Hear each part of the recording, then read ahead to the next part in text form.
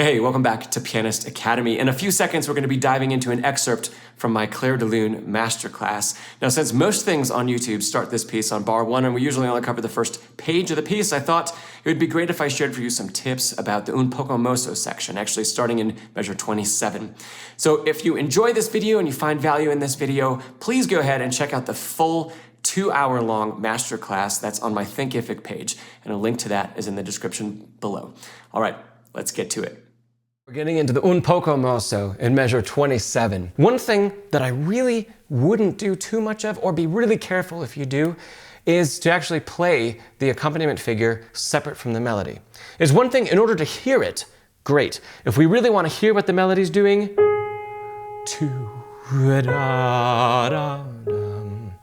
if we want to hear what the accompaniment doing, okay, that's all fine. The trouble is that when we do that, where the hand is in relation to where the melody has to be ends up being in a totally different place. And we're not aligning the fingers over the keys that we need to play in anything like the same way they're going to need to be when we put everything together, which means the technique that we practice playing this separately is gonna feel different than when we have to hold that, especially on that last note. This guy, right here. That last note, I play that with 2 and 5. So if I have to do that, the hand has to be in a significantly different place. Just look at that angle in order for 5 to reach. If I was only playing without the melody, that's how I'd have to play it. 5 isn't anywhere near, and second finger's lined up really nicely, but as soon as I shift to play the melody, second finger cannot articulate the same way. And if we practice this articulation, it's not gonna work when we have to shift like that, right?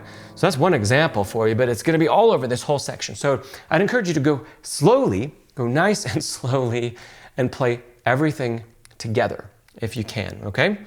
Now, while we do that, we're gonna add a couple other exercises or ways of practicing this. So first of all, as we go slowly, we're going to still play quietly, maybe not pianissimo, but maybe piano from 27.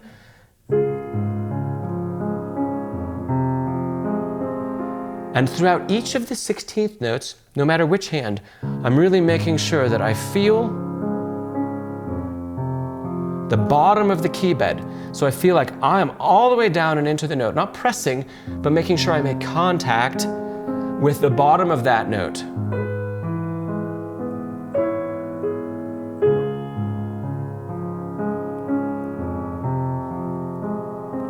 All the way down to the bottom. We can continue this onto the next page. So here we go.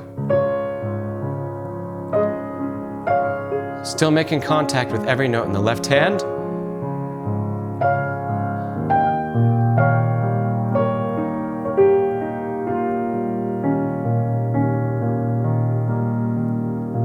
Right? And throughout all of this, I'm still being musical. Still being musical. So I'm still creating the crescendo, but sinking in for every note, and then bring out the left hand. We're gonna come back to that section in just a second, right? So this is one idea. You can apply it to all of the 16ths throughout this piece. Go slowly, sink in all the way to the bottom of the key, right?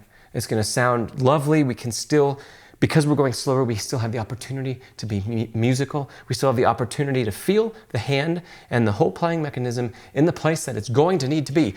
The other thing, when we play the melody and we play all the notes, we don't run the risk of using different fingering than we would play with in performance, or different fingering than you may have written in or be practicing, right? When we slow down, we want to use the same fingering choices as what we're going to perform, or the same fingering choices that we use when we practice faster.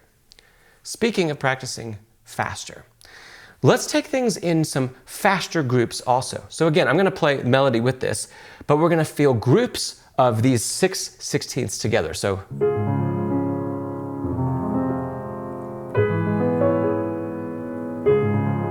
Obviously, we're not going to perform it like this, right? But what this grouping does is it, combined with the slow practicing, we get to feel this movement of the wrist. You see this movement? How the left hand, it's actually quite active, right? Here we don't need as much. I mean, I can reach an octave. Most of us can reach an octave. Notice how it's not stuck. And that's dictated partly by the fact that this one, even if we can reach a tenth, we want this motion in the hand, sweeping motion. Right? So even the small groups that are reachable, we're still sweeping across them. So.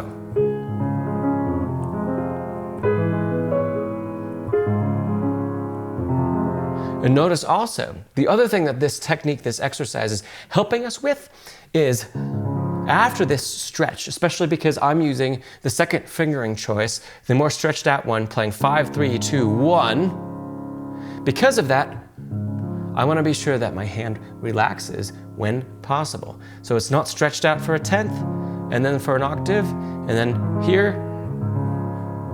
The more stretched out the hand is, the less aligned each finger is, so the harder it is to play. The more stretched out the hand is, the tenser we make everything, and the harder it is to play softly and delicately. So those are two really important reasons to just forget about stretching, right? Even if we use a different fingering, like 5, 1, 2, 4. We lift, so 5, 1, 2, 4. And having these pauses gives ourselves time to feel that relaxation, let the hand come back to neutral, then go on with the next bit, right? The other thing it does is, especially if we move the groupings faster than tempo, is it allows us to really get used to feeling like, to understanding what that's going to feel like to play that delicately, that fast. But in small enough groupings that our brain can comprehend and digest. Tying these two practice techniques together, once you've experienced the faster one and how the wrist moves back and forth and how it kind of pulls us toward the upper notes and how we relax, we can also apply that feeling to our slow practice where we sink to the bottom of the key. So watch the difference. Where if before your slow practicing was spread like this, staying spread and kind of hovering. Now the flip side, if we let the faster type of practice dictate a little bit of how the slow practice works,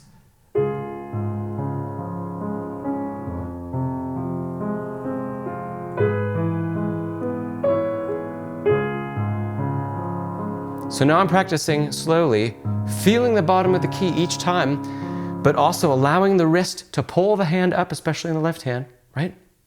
And that movement is keeping our fingers in alignment, which means they're in an efficient position to play these notes. The more efficiency we have, the more energy that we create in the mechanism goes directly into the key. More energy doesn't mean louder. It just means that energy isn't getting lost in the finger, in the knuckles, in the wrist, in the forearm, anywhere, right? When energy gets lost, that's when dynamics and articulation becomes unpredictable. So anything we can do to prevent that unpredictability, the better, especially playing at the quietest that the instrument can possibly play, pianissimo, and sometimes even less than that throughout this piece, right? All right, we have a few words from Debussy himself about the left hand in the Un Poco Mosso section, and he says, left-hand arpeggios should be fluid, mellow, drowned in pedal, as if played by a harp on a background of strings. Oh, I love that. I love that. And we can always see a great many piano composers have orchestration in mind for all of their piano pieces. This is a great example of that. So, of course, some of the words that are easiest to latch onto are fluid, mellow, drowned in pedal. Okay, those three things. Fluid and mellow, that is pretty easy to get an idea of, maybe not so easy to execute, but drowned in pedal. Let's talk about that one for a second. Some people interpret drowned in pedal as like putting the pedal down, and maybe a little lift when the harmony drastically changes. Now, I would disagree with that because, according to Debussy's words himself in the next statement, as if played by a harp on a background of strings. So if we think about an orchestra playing, if you have a string section and they're playing this as just a nice lush background, the string players, however many there are, 40, 50, whatever, they were all going to change bow and change harmony at the same time. Unless it's a really bad orchestra, they are not going to be sloppy. We're not going to be some people that hold on to that chord and change later. They're going to change at the same time, right? Now, the little bit of blur that's going to happen is going to come from the harp, because a harp, unless some of the pedals have to change the tuning of the instrument as a passage is being played, this is going to ring, and it might ring into that, right? A harp might have a tendency to sound like that, but a harp, first of all, doesn't have the massive soundboard that a piano has, right? One, it doesn't have the sustain or the staying power that a piano has. And two, when it's layered with strings, if we hear a harp plus strings section, guess what part of the harp we're going to hear the most? We're going to hear the pluck, and we're not going to hear nearly as much of the sustain of the harp. So we're going to hear, it's almost like pizzicato. That would be what we usually hear in the harp. So if I kind of create a string pad, and then I play on top of that the harp pits, the harp itself isn't creating that sustain and that texture, the strings are. So because of those two things, change the pedal where the harmony changes. Even though Debussy says drowned in pedal, well, yes, he means not.